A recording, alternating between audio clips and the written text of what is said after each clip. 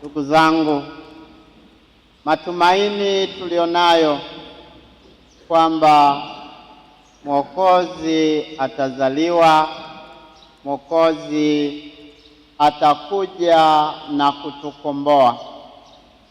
Ndio maana leo tunaambiwa tufurahi, nasi tuonyeshe furaha hiyo sasa. Na katika kuonyesha furaha hiyo, manake tunakuwa na matumaini ya kuwa watu wapya.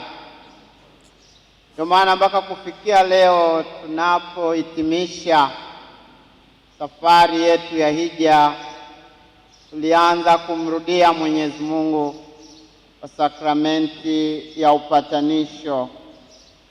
Hivyo ndugu zangu, furaha yetu ya leo iwe halisi kwamba tunakombolewa.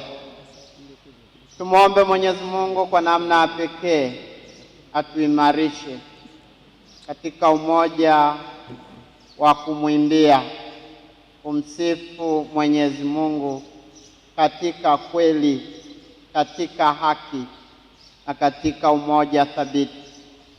Kwa maombezi ya Mtakatifu Cecilia, tujaliwe kuendelea kumsifu na kumtukuza Mwenyezi Mungu